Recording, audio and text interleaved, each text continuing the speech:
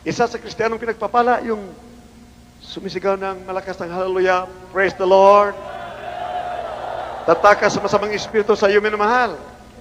Unbelief, doubts, pangalilangan, evil thoughts, worry, sadness, masamang espiritu na sa iyo. Pag ikay malakas, sumigaw ng hallelujah, praise the Lord, tatakas sa mga demonyo sa pangalan ni Jesus. Amen. Praise the Lord, hallelujah. Kindly read it. Deuteronomio Kapitulo 9, versikulo 16 hanggang 19. Ganito po ang sinasabi ng banal na kasulatan. Tumingin ako at narito, kayo'y nakapagkasala laban sa Panginoon inyong Diyos. Kayo'y nagsigawa para sa inyo ng isang guyang binubo. Kayo'y lumihis na madali sa daan na inutos sa inyo ng Panginoon. At aking tinangnan ang dalawang tapyas at aking inihagis sa aking dalawang kamay at aking iniwalat sa harap ng inyong mga mata. At ako'y nagpatira pa sa harap ng Panginoon gaya ng una na 40 araw at 40 gabi. Hindi ako kumain ng tinapay ni uminom man ng tubig dahil sa inyong buong kasalanan na inyong ipinagkasala sa paggawa ninyo ng masama sa paningin ng Panginoon, na minungkahi ninyo siya sa galit, sapagkat natatakot ako dahil sa galit at maninga sa puot, na ikinayamot ng Panginoon sa inyo. Nalilipunin sana kayo, ngunit dininig din naman ako ng Panginoon. Lahat po sabi, praise the Lord. Lilipunin sana ang ilang milyon ng mga Israelites, mga kapatid ni Moses, dahil sa pagluhod sa rebulto, paggawa ng rebulto. Dahil iniibig, mahal na mahal ni Moses ang kanyang mga kapatid, kababayan. Siya lumuhod, 40 días, 2 beses, 40 days and 40 nights, 2 beses, 80 días lahat, walang tubig, walang kinakain. Napatawad ang kanyang mga kababayan. Bakit milyon-milyon pinatawad ang gumaling sa ating bansa nung nakikinig sila sa Jesus Miracles Ministry? Bakit? Dahil mayroon umiyak sa mabait na Diyos, hindi kumakain araw at gabi. Katulad ng sinabi ng ating mabait na Panginoon, mahal na Panginoon, kay Moses, Moses, for your sake, I will forgive them. Patawarin ko sila dahil sa iyo, Moses. Matthew 17, verse 16, minamahal, basahin po natin. Nagalit ang mabait na Panginoon Jesus kay beloved Peter and the rest of the apostles. Bakit hindi sila nanalangin, hindi kumakain? Dito, minamahal, malalaman mo kung sino nangaral ng katotohanan. Kung sino umiibig sa inyo. May pag-ibig. Hindi kailangan na yung salapi. Ang kailangan yung kaligtasan at buhay ng langgang. Kailangan sa inyo. Matthew 17, verse 16 up to 21.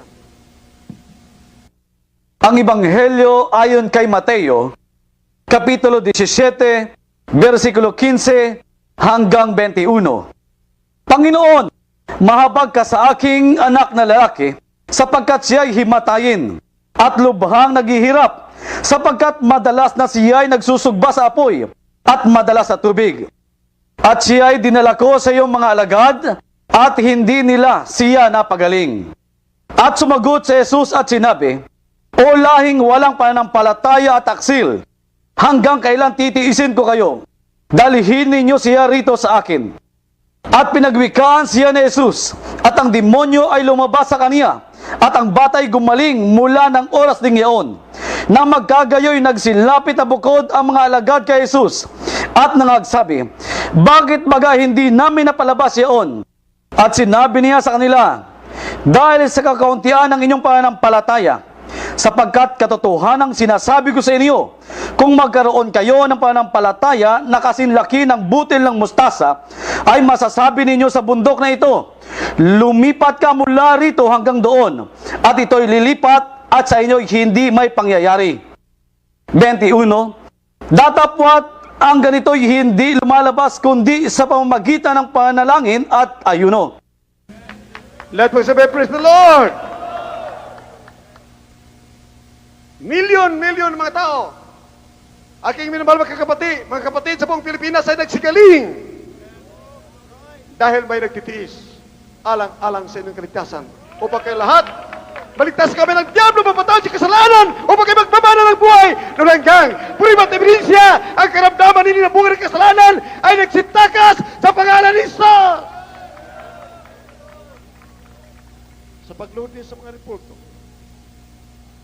kayo napatawad, katulad ni Moses, ang kanyang kababayan na wasakin. Nung lumuhod si Moses, minom ng tubig, di kumain. Sabi ng mabait na Diyos, dahil sa Moses, patawarin ko silang lahat. Lahat ng mga tao sa buong Pilipinas ay nakaatang sa dagat ng apoy. Nasa Romans chapter 1 verse 20. Dahil ginawa nila ang Diyos na tao lamang. Hinabing nila ang Diyos na tao lamang. Romans chapter 1 verse 20 up to 30. Naging alipin ng kasalanan ang lahat ng tao sa buong mundo dahil sa reliyon naging kandidato sa kadagat ng apoy. Romans chapter 1 verse 20 at 2 John chapter 1 verse 7. Can you read it? At Roma Kapitulo 1, versikulo 20 hanggang 25. Sapagkat ang mga bagay niyang hindi nakikita, buhat pa ng lalangin ang sanlibutan ay nakikitang maliwanag. Sapagkat anto sa pamamagitan ng mga bagay na ginawa niya, maging ang walang hanggang niyang kapangyarihan at pagkadiyos, upang sila'y walang madahilan. Sapagkat kahit kilala nila ang Diyos, siya'y hindi niluwalhati nilang tulad sa Diyos, ni pinasalamatan kundi bagkus ni walang kabuluhan sa kanilang mga pagmamatuwid, at ang mangmang nilang puso ay pinagdilim. At ang mga nangagmamarunong ay naging mga mangmang. At pinalitan nila ang kaluwalhatian ng Diyos na hindi nasisira ng isang katulad ng larawan ng tao na nasisira, at ng mga ibon, at ng mga hayop na may apat na paa, at ng mga nagsisigapang. Dahil dito ay sa karumihan ng mga pita ng kanilang mga puso, ay ibinigay sila ng Diyos sa kahalayan, upang alisan nila ng puri ang kanilang mga katawan sa kanilang sarili. Sapagkat pinalitan nila ang katotohanan ng Diyos na kasinungalingan, at sila ay nagsisamba at nangaglingkod sa nilalang kaysa lumalang na siyang pinupuri magpakailanman siya nawa. Nang dahil sa paggawa ng rebulto, pagload sa rebulto, na ginawa lamang ito ng ordinaryong tao ang mabait na Diyos, hayop, baka, o ibon, nagalit ang mabait na Diyos, sila'y ibinigay, i-turn them to a reprobate mind. Hindi kayo nalaman anong mali, anong tama. Tingnan mo yun naman, kung walang preacher, mangaral ng Ebanghelyo, paano malaman nila ang mabait na Diyos? Sino ang Diyos? Paano magtawag sa mabait na Diyos? Paano patawarin? Paano matanggap ang kaligtasan at buhay ng langgang? Paano mangaral ng preacher kung walang nagpadala? Kung may pinadala, nagpadala, kasama niya. Paano malaman mo na ang nagpadala ay kasama ng preacher na yan, preacher ng mabait na Diyos? Through signs and wonders and powers. Hindi sa pamagitan palikay at salita ko di kapangyarihan. May kapangyarihan, baguhin ka, mayroon ka, ikaw ay drug addict, ikaw ay pinagkasalanan, puno-puno ng bisyo, lahat ng hindi ay tataka sa pangalan ni Jesus, may kayo na ng palataya, naniwala, ang karamdaman mo muna kasalanan, AIDS, cancer, TB, diabetes, ay tatakas sa pangalan ni Jesus. Amen. Praise the Lord. Hallelujah. Praise the Lord. Sa katotohanan, matanggap po ang pagaling ng karamdaman. Matanggap po ang kapangyarihan. Ang bunga ng Espiritu Santo, ang Espiritu ng Diyos. Acts 1:8, when the Holy Ghost has come upon you, have power to cast out demons, you can heal the sick in the name of Jesus. Pagaling ka ng mga karamdaman, kahit anong uri ng karamdaman, ay gagaling sa pangalan ni Jesus. Tataka sa mga demonyo sa panalangin. Pagpatong mo kamay mo sa may sakit, gagaling may sakit bilang tanda, privat ebidensya na ikaw aakyat sa langit, nagmagmana ng buhay, nulanggang, yurakan malaknad at serpente, kahit anong demonyo, tataka sa pangalan ni Jesus. You have the power to resist the devil, you can overcome the devil, you can tread the serpents and scorpions, and over the powers of the enemy, and nothing shall by this hurt you, because the kingdom of God is not in word but in power. You are indwelt by power, by the Spirit of the living God. Amen and amen. Praise the Lord. Hallelujah. Praise the Lord. Hallelujah. paano ka madadaya? Paano ka mapunta sa impyerno, sa kadagatang apoy? If you are wise, if you are very practical, realistic, tanggapin mo ang kapangyarihan ng privat evidensya na hindi magkaya ni Satanas, hindi maduplicate, tunay ang kapangyarihan gagaling sa Diyos. Hallelujah! Ang kitong kagaling laban ko sa Kristo ay nandyan. Hallelujah! Ang bulag sa panalangin ay gagaling. Ang may eat sa gagaling sa panalangin. Ang babait na Diyos lamang nagpapagaling. Amen. Lahat pagsabi, praise the Lord. Amen. Lahat pagsabi, praise the Lord. Hallelujah. Acts 10:38. We know how our dear Jesus was anointed with power and with the Holy Ghost, healing the oppressed, casting out demons. He was doing good because God was with him. Kaya read it in Tagalog. Di mo naman, paano ka madadaya? Krusada ni Jesus Christ na malapag noon. He was crusading against the work of Satan. The work of Satan is to enslave you, to make you a sinner, a sick man, a sick woman, may karamdaman. Pag namatay ka, tuloy ka na sa impyerno, sa kanikariyan.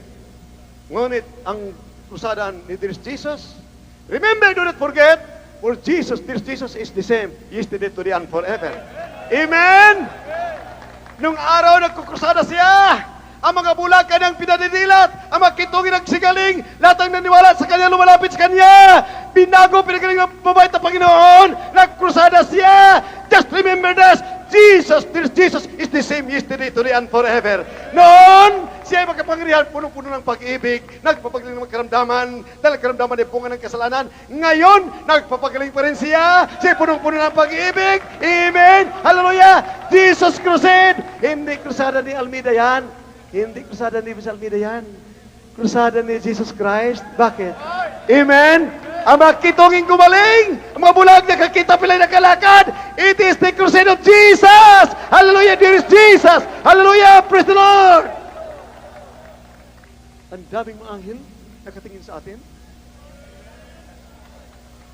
Billions nakatingin sa atin na tayo nagpupuri sa mabait na Diyos.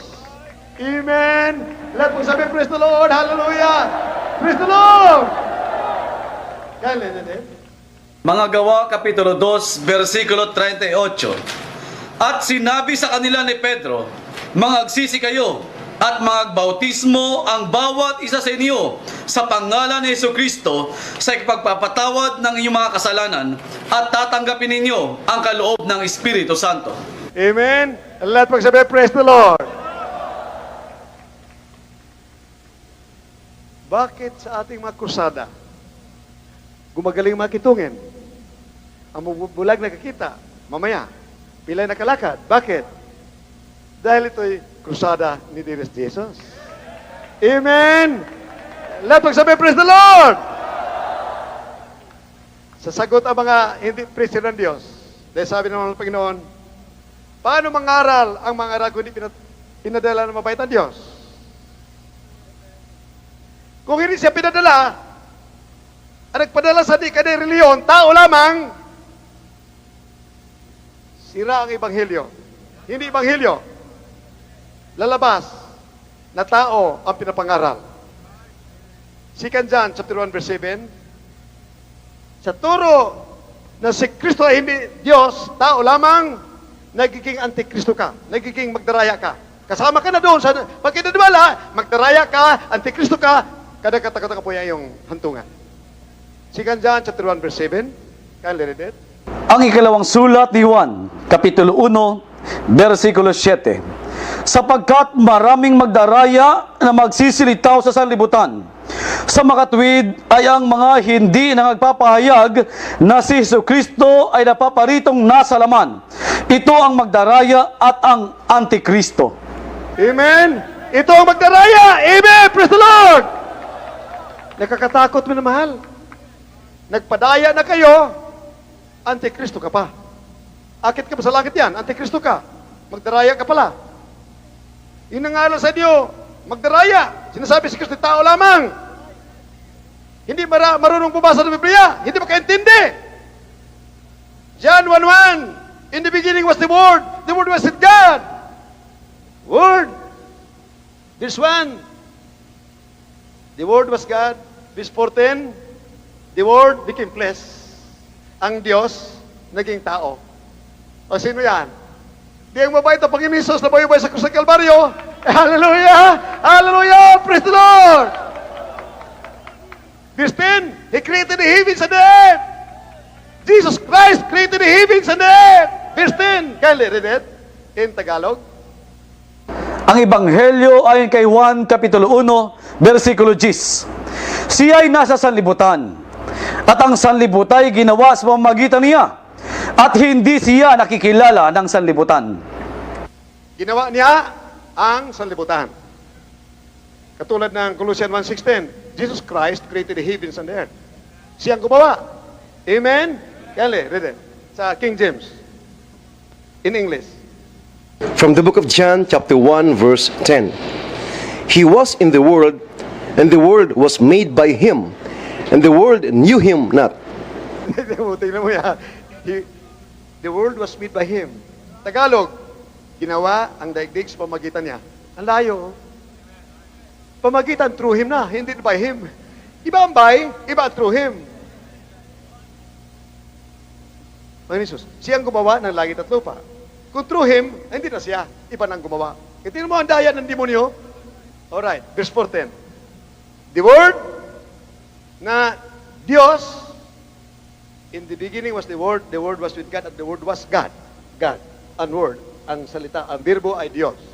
Verse 14, ang birbo ay nagkatawang tao. Can you read it? Ang Ebanghelyo ayon kay Juan Kapitulo 1, versikulo 1, talon sa 14. Nang pasimula siya ang berbo, at ang berbo ay sumasa Diyos, at ang berbo ay Diyos. 14. At nagkatawang tao ang berbo, at umahan sa gitna natin, at nakita namin ang kanyang kaluwalhatian gaya ng sabugtong ng Ama, na puspos ng biyaya at katotohanan. Amen. Ang birbo na Diyos ay nagkatawang tao. Amen. Romans 8:9, ito pala pinimahal. A man must have the Spirit of God. A man without the Spirit of Christ is none of His. Kailangan tao may Espiritu ni Kristo. Ito mo ang Espiritu ni Kristo. Ang walang Espiritu ng Diyos ay hindi Kanya. Walang Espiritu ni Kristo hindi Kanya.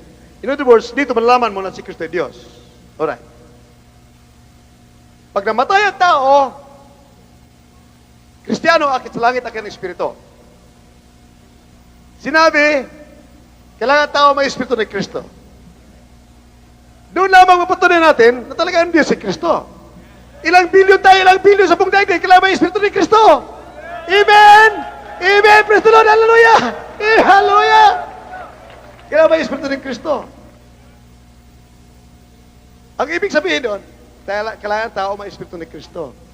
Pag wala kang Espiritu ni Kristo, ay hindi ka Kanya. Kaya Satanas ka. Lahat kong sabihin, praise the Lord!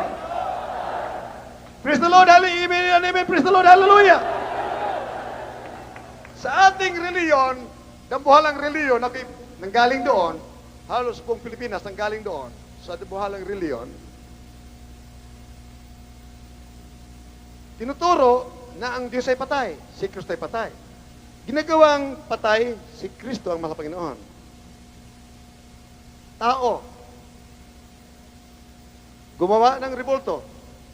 Minamahal tayo, practical tayo. Hindi tayo naninira, kundi binibigyan natin katotohanan upang maligtas ang marami. Ang maniniwala, pagpapalain. Mapatawad kayo sa mga kasalanan sa paglunsad sa revolto dahil kami ay nag-aayon, no? Mapatawad kayo kung kayo maniniwala, tanggapin ang kapangyarihan at buhay na walang hanggang. May ebidensya, may prueba, each cancer at kami at ibinabitin sa gagaling sa pangalan ni Jesus. Pagkatapos, mabautismuhan sa pangalan ni Jesus. Mapatawad yung magkasalanan. Prueba, na kayo akit sa langit, ang magramdaman ninyo ay gagaling sa pangalan ni Jesus. Amen? Let us praise the Lord. Revelation chapter 9, verse 20, ang lahat ng ginawa ng kamay ng tao, luhuran mo yan, lumulod ka kay Satanas. Kaya huwag kayo magkagalit sa akin. Can you read it? Acts 3:23, can you read it? Mga Gawa, Kapitulo 3, versikulo 23. At mangyayari na ang bawat kaluluwa na hindi makinig sa propetang yaon ay pupuksaing lubos mula sa gitna ng bayan. Lahat magsabi, praise the Lord. Amen. Praise the Lord. Grabe mga puriba at ebidensya, bakit ba tayo papadaya sa mga demonyo? Ibig natin damayan ang mga magdaraya sa impyerno. Samantala dito may kabutihan mo, puriba at ebidensya. Gagaling karamdaman mo, malutas ang problema mo. Magbabago ka! Maging tunay kay Kristiyano, hindi anak-anak ko, tunay anak ng Diyos na magbana ng buhay na malagang! Kyle read it in Revelation chapter 9 verse 20, ang lahat ng lumuluhod sa mga ginawa ng kamay ng tao ay lumuluhod kay Satanas.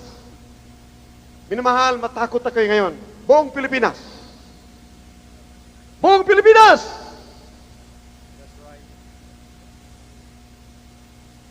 Ano pang gagawin natin upang kayo makumbinsi, minamahal? Talagang ayaw nyo ng langit? Gusto ng impyerno? Dito, pag naniwala kayo, matanggap po ang kaligtasan at buhay na hanggang. Bigay tunay kang anak ng Diyos na magmana ng buhay na hanggang. Through the gospel and power of God to salvation. Kyle, read it.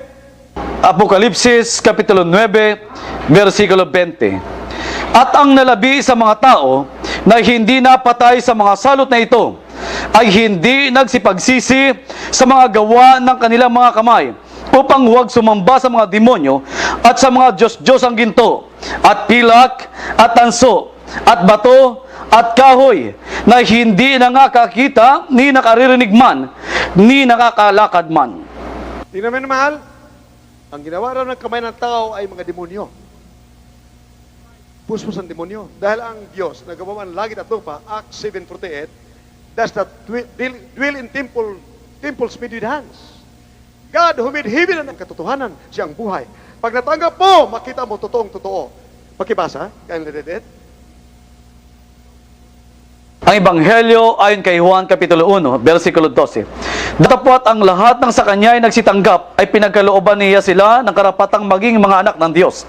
Sa makatuwid bagay ang mga nagsisampalataya sa kanyang pangalan. Amen. Lahat pagsabi, praise the Lord. Di natanggap mo, minamahal. Acts 1:8. When the Holy Ghost is come upon you, you'll have power. Di, minamahal. Si Jesus Christ, basahin mo yung Biblia, siya ang Holy Ghost. As God, He is the Holy Ghost. As a Son, He is Son of God. Amen? Amen. As God, He is the Creator of the universe. Dahil ang Diyos ay nagkatawang tao. Kaya minamahal, huwag kayo malito diyan. I'll read it. Gawa Kapitulo 1, versikulo 8. Datapat tatanggapin ninyo ang kapangyarihan pagdating sa inyo ng Espiritu Santo, at kayo'y magiging mga saksi ko sa Jerusalem at sa buong Judea at Samaria at hanggang sa kauliuliang hangganan ng lupa. Lahat magsabi, praise the Lord. Kaya minamahal, very systematic, very convincing, without doubt. Galatians 5:22, when you receive the Spirit of God, Galatians 5:22, kindly read it in Tagalog. Matanggap po ng Espiritu ng Diyos. Pag iniibig ko, dumadalo ka lagi, hindi ka nag-absent, magkaroon ka ng bunga ng Espiritu Santo. Fruit of the Spirit and the gifts of the Spirit. The 9 gifts of the Spirit and the fruit of the Spirit. Anong gift? Healing power, speaking in tongues, prophecy, faith in God. Word of wisdom, word of knowledge. There are 9 gifts of the Spirit, as there are 9 fruit of the Spirit. Tingnan mo yung mahalang tanggapin mo, terribly. Mayroon kang healing power. Pag natanggap ang Espiritu ng Diyos, magkaroon ka ng kapangyarihan manalangin sa may sakit, palayasan ng demonyo. Dati-dati, ikaw palayasin ng demonyo. Ngayon, ikaw nang palayas ng mga demonyo. Amen? Lahat magsabi, praise the Lord! Amen! Praise the Lord! Hallelujah! Kaya rin. Mga taga-Galatia, Kapitulo 5, versikulo 22 hanggang 23. Datapwat ang bunga ng Espiritu ay pag-ibig, katuwaan, kapayapaan, pagpapahinuhod, kagandaang loob, kabutihan, pagtatapat, kaamuan, pagpipigil. Laban sa mga gayong bagay ay walang kautusan. Amen? Laban sa gayong bagay ay walang kautusan. Anong kautusan? Kautusan ng batas, ng kalikasan, ng kamatayan. Kautusan ng batas, ng kalikasan, ng kasalanan. Ang tao, human nature, it's human's nature. It's human nature to commit a sin and die and be thrown into hell. Kalikasan ng tao ay magkakasala, mamatay, tuloy sa impyerno. Kalikasan ng tao mamatay, tuloy sa impyerno. Ngunit sinabi ng Galatians 5:22, the moment you have the Spirit of God, and it will bear fruit, bubunga ng siyam na bunga ng Espiritu Santo, joy, peace, love, temperance, meekness, goodness, long-suffering, gentleness, and faithfulness. Against us, there is no law. There is no law. Wala ng batas ng kalikasan ng kamatayan. Wala ng batas ng kalikasan ng kasalanan. Hindi ka na alipin ng kasalanan. Hindi ka na alipin ng kamatayan. You're over and above the law of sin and death. Ikaw na sa ibabaw ng kalikasan ng kamatayan. Kalikasan ng kasalanan. Magbabago ka na. Dati-rati nagmumura ka. Dati-rati babaero ka, killer murderer. Nung si Kristo'y nasay na, natanggap mo si Kristo ang kaligtasan. Bagong nilang ang ginawa nagpupuri na. Praise the Lord! Dati-rating baril ay yung dala-dala. Puno ng greed, anger, hatred. Ang yung kalaban ay buong daigdig. Galit na galit ka. Nung natanggap mo si Kristo, punong-puno ng pag-ibig. Hallelujah! Hallelujah! Praise the Lord! Hallelujah! Ayaw na magkasala. Kumbinsido ka that you are bound for heaven. Akit ka na sa langit, magbabana ng buhay ng langgang. Malaman mo na ang cancer mo, na bunga ng kasalanan, leukemia at TB diabetes, bunga ng kasalanan, tunay na tunay, impirno na yung karamdaman ay bunga ng kasalanan. Nung napatawad ka, ang karamdaman mo ay tumakas sa pangalan ng Jesus. Amen! Praise the Lord! Kumbinsido ka na kayo akit na sa langit pagmamana ng buhay ng hanggang napatawad na, natanggap ang kaligtasan, natanggap si Kristo, templo ng Diyos, Kristiyanong tagapagbana ng buhay ng hanggang. Amen and amen. Praise the Lord. You bear fruit. Lagi kang dumadalo. Nagkaroon ka ng pananampalataya. You bear the nine fruit of the Spirit. Sinabi ng Biblia, against us there is no law. You are over and above the law of sin and death. Because in Romans chapter 8, verse 2, the law of the Spirit of life in Christ Jesus will make you powerful against the law of sin and death. Hallelujah. The law of the Spirit of life in Christ Jesus has made me free from the law of sin and death. Hallelujah. There is therefore no condemnation who are in Christ Jesus, who cannot obtain the punishment of the Spirit. Hindi ka nalakad sa Espiritu nung araw ka alipin ng kasalanan. Ngayon hindi ka alipin ng kasalanan. Alipin ka na ng Kristo. Alipin ng katuwiran. Mabait na. Kristo ang totoo. Nagmagbana ng buhay. Namalanggang. Praise the Lord. Hallelujah. Praise the Lord. Nung araw, dapirit, killer, murderer, NPA, terrorist, robber, tulisan, kidnapper. Nung natanggap si Kristo, o mayroon pang dakilang buhay, ang buhay sa piling mabait na Diyos, kapayapaan, kagalakan at buhay ng hanggang. Ito ang buhay ng tunay na Kristiyano, matalino. Amen. Praise the Lord. Hallelujah. Praise the Lord.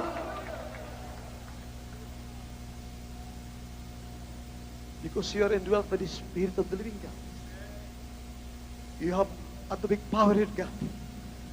The Lord Jesus says, tells you, my son, my daughter, fear not, I am with thee.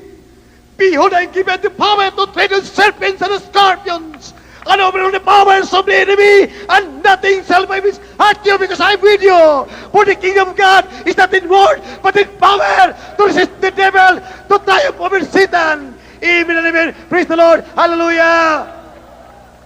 Imagine, may ebidensya, may prueba. Abot pa tayo ng ilang milyon sa Pilipinas, kundi ito aking sinasabi. Habang tumatagal, hallelujah, nagkaroon ng pananampalataya, bigay ng bigay, dalo ng dalo, tanggap ng tanggap, pagpapala galing sa langit, nagkaroon ng pananampalataya, naputilan nila, walang kailangan, they are going to heaven, bound for heaven, walang kailangan, sila ay tagalangit, nagkapagmana ng buhay na walang hanggang. Amen and amen. Praise the Lord, hallelujah, praise the Lord. The preachers went forth. The lepers were cleansed. The blind were able to see. Himala, lumakip sa mga nangaral ng Ebanghelyo. Ang mabulag nakakita, pilay nakalakad, kitungin nagsigaling. Confirmation, kasama nila ang mabait na Panginoon Jesus. Kasama nila. Wrought with signs and wonders and miracles. For how can you skip the parts of hell if you neglect so great salvation? Wrought with signs and wonders and miracles. And gift of healing. Isa sa mga prueba, ebidensya, pagpanalangin sa masit gagaling, isang prueba yan ay kinapatawad at ikaw akit sa langit pagmana ng buhay ng hanggang. ikay tagalangit na. Hindi ba rin tabagayan? Hindi bali mapudpudi ang kamay mo sa kapapalakpak. Praise the Lord, hallelujah! Hallelujah! I am bound for heaven! Praise the Lord, hallelujah! Praise the Lord! I am bound for heaven! Thank you, dearest Jesus! Thank you, dearest Jesus! Hallelujah! Praise the Lord!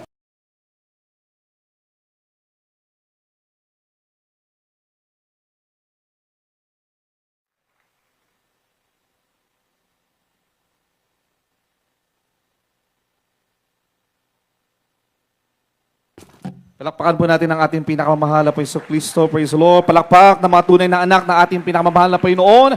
Palakpak ng mga tunay na anak na mahal na Panginoon at tagapagmana ng buhay na walang hanggan sa pili ng ating pinakamamahal na Panginoon. Purihin po natin ang ating pinakamamahal na Panginoon. Everybody shout, praise the Lord! Praise the Lord. Ating pong napakinggan ang mga pinagpala, mga mensahe ng ating ginagalang mga pastor, Will Estrada Almeda, na kung saan, gaya ng nasabi natin kanina, meron pong 3 tema na kung saan ang tunay na ebanghelyo ng ating dakilang Diyos ay ipinagkakaloob, mga minamahal, binibigay ng ating pinakamahal na Panginoon, binigyan ng authority ng ating pinakamahal na Panginoon, ng mga tunay na mga mangangaral ng ating pinakamahal na Panginoon. At makikita natin ang mga sinyales na sila yung mga tunay, na mga tinawag, ng mga alagad ng ating dakilang Diyos, na mga nangaral ng salita ng ating pinakamamahal na Panginoon sa pamamagitan ng mga signs and wonders, mga minamahal, sa pamamagitan ng mga bunga ng Espiritu sa kanilang buhay, mga minamahal, at ayon sa pananampalatayang kanilang itinuturo sa atin, mga minamahal. At yan po ay nahayag sa banal na iglesia ng ating pinakamamahal na Panginoon sa Jesus Miracle Crusade International Ministry. Palakpakan po natin ang ating pinakamamahal na Panginoon. Kaya mga minamahal, ang ating ginagalang mga pastor ay buong tapang na nangangaral, mga minamahal, walang kinakatakutan dahil mga minamahal, napatunayan niya na ang kanyang pinapangalang ebanghelyo, mga minamahal, ay pawang katotohanan. Palakpakan po natin ang ating pinakamamahal na Panginoon at tayo po ang mga naging bunga ng kanilang mga tunay na pangangaral, mga minamahal, at dahil sa kanilang kasigasigan, mga minamahal, dahil sa kanilang tunay na pag-ibig, sa kaligtasan, mga minamahal, wala po silang ibang hinangad sa atin, mga minamahal, kundi tayo ay magpatuloy sa paglilingkod sa ating pinakamamahal na Panginoon at magpatuloy, mga minamahal, sa presensya ng ating dakilang Diyos hanggang sa kanyang dakilang pagbabalik. Palakpakan po natin ang ating pinakamamahal na Panginoon, kaya tayong po lahat ay tumayo at awitan po natin ang ating pinakamamahal na Panginoon. Walang ibang tunay na Diyos kundi ang ating pinakamamahal na Panginoon Kristo. Amen. Huwag po tayo magpaninlang, mga minamahal, sa anumang katuruan ng tao, mga minamahal, dahil ang katuruan, mga minamahal, na ating natanggap, mga minamahal, walang iba kundi ang katuruan mismo ng ating dakilang Diyos. Amen. Na ginamit ang mga kanyang mga lingkod, mga minamahal, kaya nagmanifesto ang kapangyarihan ng ating pinakamamahal na Panginoon. Praise the Lord. Purihin po natin ang ating pinakamamahal na Panginoon.